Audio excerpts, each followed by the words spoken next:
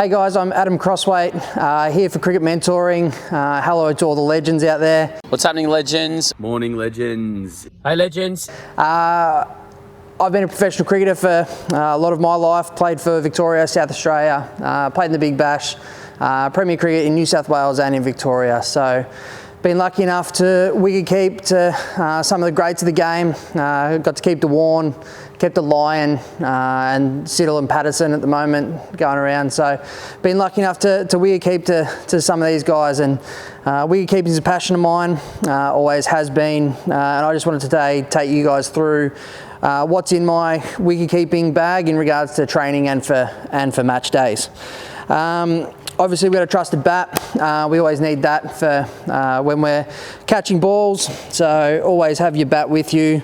The other one that a lot of wicket keepers don't have, which is really important, is a tennis racket. If you're going to catch a lot of balls, you need to catch a lot of tennis balls, I believe, because tennis balls, which we'll get to in a minute, but they really save your hands, and they also tell you if your hands are too hard. So make sure you have a tennis racket.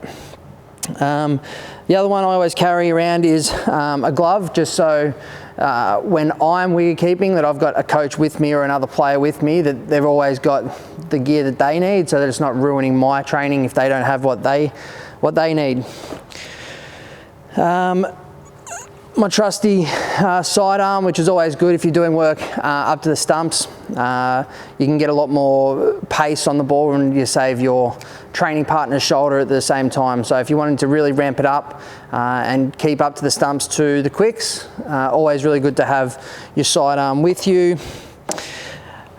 Stumps, always carry a couple of stumps around. So this is obviously a game stump, very, very hard. I don't like keeping in training behind these. I actually like these for nickers, giving it to the batter or the person in front of me to nick.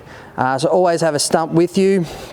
But the one that I really enjoy keeping behind is the plastic stumps, because of the bend. If we're keeping up to the stumps, I want to make sure that I've got one of these so that I'm not copping balls into the teeth. The scary thing about wicket keeping is to really protect yourself, and end of the day we're pretty close to the stumps, and it's good to have, especially training, a bit of an understanding of what we're trying to get out of the way. In regards to my little training compartment here, I always make sure I've got cones. Cones just to set up a million different drills, whatever you need to do on the day, but it's always really handy to have. I have a Theraband in here.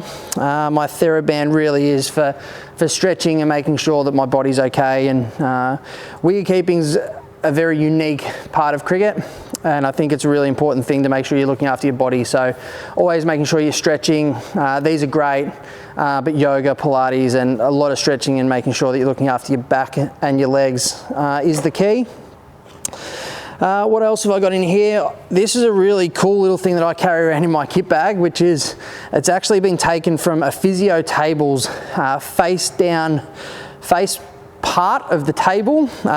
This essentially is for people that I'm working with, if they're getting low and we're getting really low onto the ground, that they can put their knee on it. It essentially saves, my training partner. A lot of the stuff I have in here is sometimes for me, but also for my training partner. So that's just a really cool little thing, a pad that I keep. That's the other thing. If you don't have one of these, you can just use your pads, but that's a really cool thing that I've picked up along the way. Scissors, and the reason I have a lot of scissors is because sometimes wicket keepers, you need a lot of tape to either tape your fingers up or to tape up different parts of your body, but essentially always having scissors, always being prepared. Finger tapes are a good one, especially if you've got a busted finger or if you're carrying something. It's a really good thing to have. Just be careful though, not everybody needs to tape their fingers. Sometimes when people tape their fingers, you're actually then susceptible to break them. So tape them if they're sore, but you don't want it really tight, and you don't want to tape your fingers too tight, because then you cop one on the end, there's no looseness in the joint, and you will actually snap your finger rather than potentially dislocating it. So that was a lesson that I learned pretty early on, that you don't always need to tape your fingers, but if you have a sore finger, you need to make sure you're prepared with the tape. A wicket keeper needs to have his balls. Trusty bag of balls. In here, I have everything and anything that you could want. So essentially a lucky dip, white ball, cricket ball, making sure we've always got the right colours and the different colours that we work with. These are really important. If I dig deep, a lot of the drills, there's a pink one here, a lot of drills that you can do from a wicket keeping point of view, you can actually use different coloured balls just as, so you can have a red, a white, an orange, a pink, a yellow, and you can really integrate the coloured balls into your training.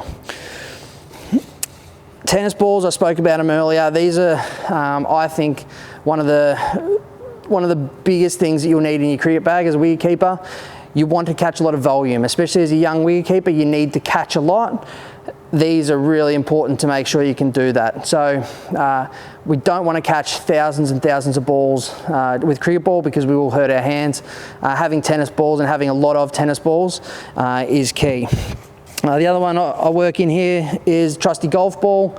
Again, working with different sizes is really, really important. Different sizes, different feeling. One of the things about wicket keeping is nothing's ever the same. So everything that we do is reactionary. So we need to make sure that we can understand what it feels like to catch ball on different parts of your hand and different size balls. From a training perspective, really helps with that understanding. Understanding that, I'll go back to a cricket ball here, but understanding how to catch a cricket ball when it hits you in the thumb compared to how to catch the cricket ball when it catches you in the middle of the hands. A lot of that just comes down to repetition and comes down to a lot of work. As you can see, I have a heap. I've got my Jugs balls. These are great for wet weather. A lot of cricketers, as soon as the rain comes, will go inside and won't actually train. As a wicket keeper, it's actually one of the best times I find to train. So you get out, get the all-weather balls or your Jug balls, whatever you like to call them, get out there on the wet synthetic and really get used to the ball skidding on. Essentially, that's all the sort of little bits and pieces that I'll have in my cricket bag. It's always great to have. The thing about being a wicket keeper is a lot of the time the rest of the boys or the girls don't actually have the gear that you need. So to have a really big bag full of bits and pieces that will help you train is really, really important. Moving on to the equipment side of things. These are my inners.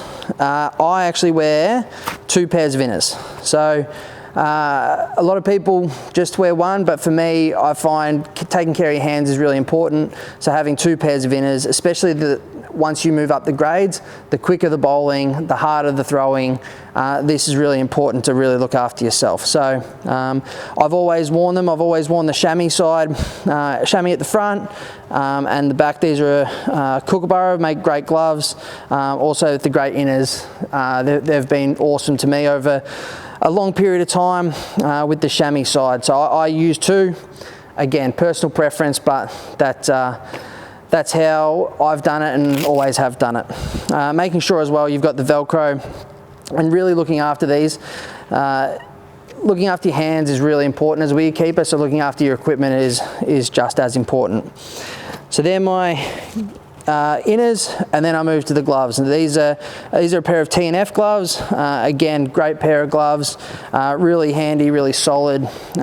When you look at gloves, I think one of the really big keys to looking at a wicket keeping glove is making sure that the instep is you've got a good snug fit, but in here is to making sure that the glove really fits into your hand. If that's a straight line, the glove usually sort of bends out and they're no good. So really look for a really tight fit on your hand and how that works.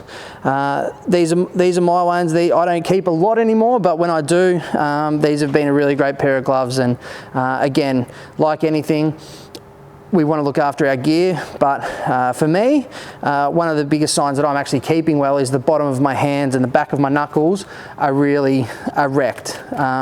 These drag along the ground, and they're supposed to drag along the ground when we stay low. So understanding, yes, we're looking after our gear, but understanding what to look for in your own gloves that may or may not be there may actually show you that you might be a little bit too high and your gloves aren't running along the ground when you need them to be. So they, obviously, as a wicket keeper, are important. I usually have 2 to 3 pairs of gloves in my bag, but as I said, at the moment I'm not keeping as much as I once used to. Another point is your helmet.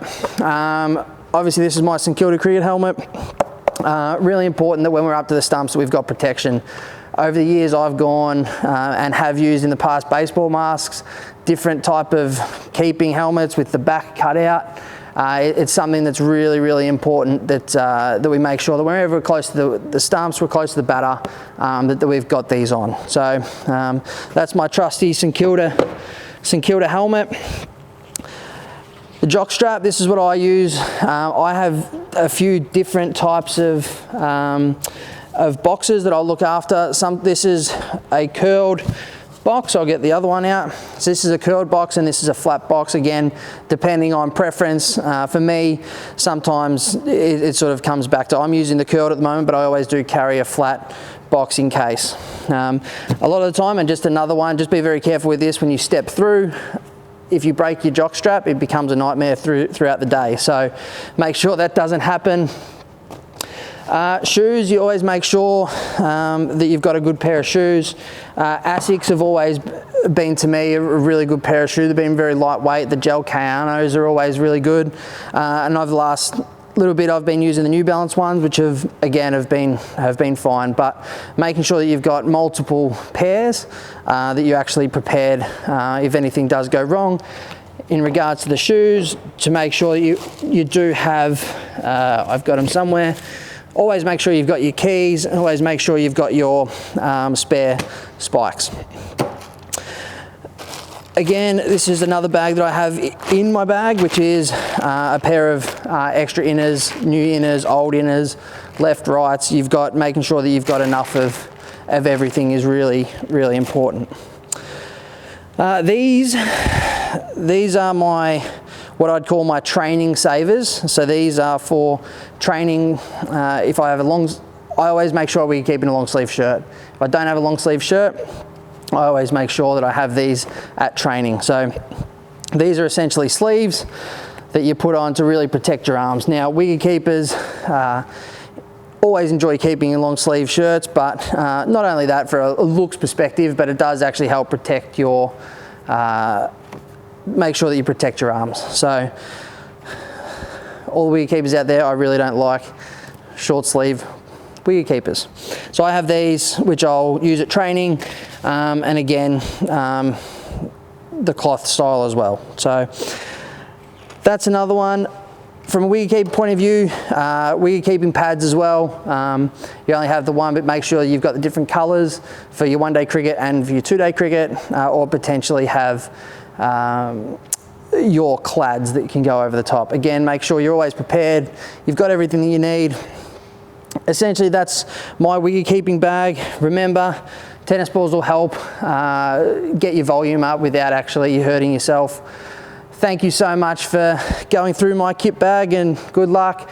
Thank you for joining. Hope this helps. Enjoy cricket mentoring, and thank you legends out there. Speak to you soon. Bye.